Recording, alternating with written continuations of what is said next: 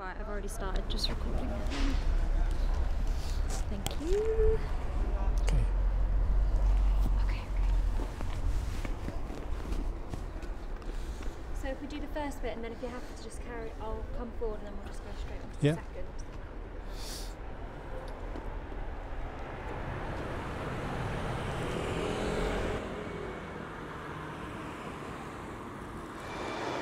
Welcome back to my video series Transgender Disciple, in which I talk about being transgender and what it is to have faith. I started this video series really to increase my work in advocacy for transgender youth. Recently, the courts decided that transgender youth couldn't access puberty blockers without a court decision. And this was both a harsh decision, a callous decision, which has devastated a lot of young lives. Puberty blockers actually make the difference between life and death for some young transgender children.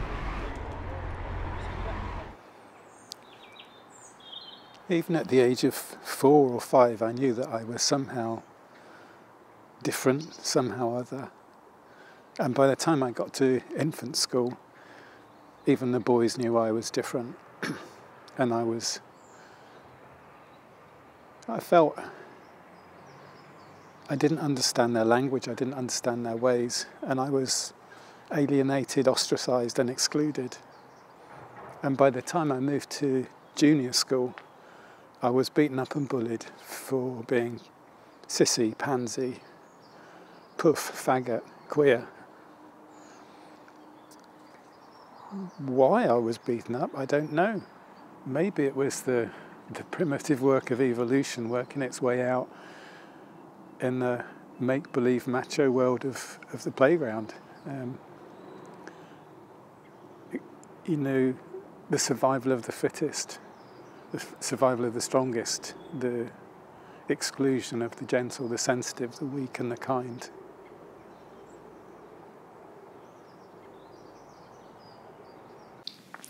Even from that tender age of 6, my experience of gender dysphoria and body dysmorphia grew steadily worse and worse. Growing into puberty and my body beginning to masculinise wasn't just a matter of mere thoughts and feelings, it was a raging storm of physical pain and emotional trauma. Many kids have got loving parents and family around them. They're deeply bonded and they find that they're able to talk with mum and dad about anything as much as they want, and they're loved and accepted just as they are. I never had that experience.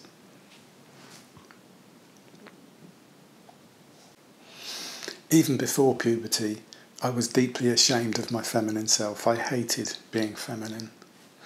And as my body began to masculinise and my shoulders fill out, my big nose grow, an Adam's apple and big hands, I felt like my body was betraying me. Unable to talk to my parents, I sank into despair and depression, even at the age of 9. And then the suicide attempts began. I hated myself so much that I wanted to kill myself and end this life. And I'd use ropes, ties, plastic bags, anything I could find to try and kill myself. And then losing consciousness and gasping for breath, I would realise I didn't want to die, and I would claw frantically to undo the knots. And then I'd have to walk out my bedroom, down the stairs, and sit down and have dinner with my parents, as if nothing had happened. Or I'd have to get on my bike and ride to school, as if everything was fine.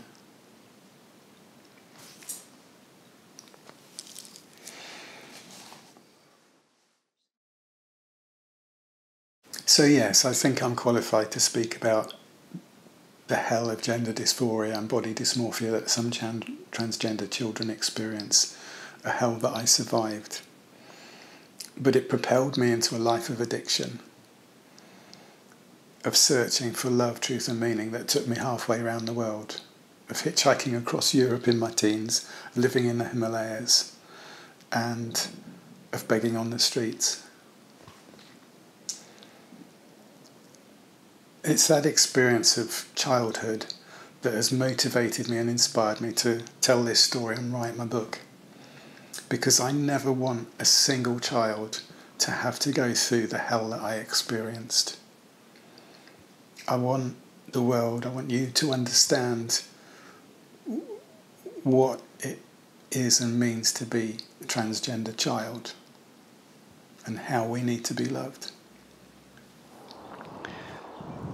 If talking about my childhood was difficult and painful, then writing the book was both traumatic and cathartic. It raised a lot of trauma that I didn't even really know that I was living with. But also it was a very cathartic process in writing the book down, working through memories. And obviously that brings up other memories, dredges up other memories that you'd rather have forgotten. If childhood was tough, then I then lived with gender dysphoria and dysmorphia for 50 years, between the ages of 5 and 55 when I came out. And with that I lived with the torment of shame, perpetual shame, guilt and self-hatred and suicidal ideation as a constant background in my life. And so the book might seem very bleak, but I want to end really, and the book ends with that longing, that search for spiritual freedom. And what I want to say is that when I came out, when I admitted that I was transgender, all the shame, all the guilt, the self-hatred, the suicidal ideation, it all evaporated. And I have a peace that I've never had in my life before. I know a peace now that I've never enjoyed, that is so deep and so real and so substantial. And it all began with just the simple step of walking into the light and being honest and saying, this is me, this is who I am transgender, I am trans femme, and I found my freedom and I found my peace. It's just incredible. And so to summarise the book, yes, it's painful, it's full of tragedy, but it's the story of survival, it's the story of overcoming, and it is the story of finding that glorious spiritual freedom that we all long for, and it's possible even in this life. This is my book, Heaven Come Down, Transgender Disciple. And it's published on July the 1st by Dartman, Longman and Todd. And it's available for pre-order from, if you follow the link at the end of the video. And if you're in the States, you can get it through Amazon. And again, we'll provide the link. I really want to say thank you to everyone who has watched, followed, has liked my author page, subscribed to my video channel, YouTube channel. Every little bit helps, because what we're trying to do is make lives better, safer for trans youth, for vulnerable trans people. So the more people that like us and encourage us, follow us, the better. But thank you for watching the video today. It means a huge amount, and I just send you lots of love, blessings, and hope you have a great week. Next week I'm going to share just some tiny stories from the start of my book as a taster, and look forward to seeing you then.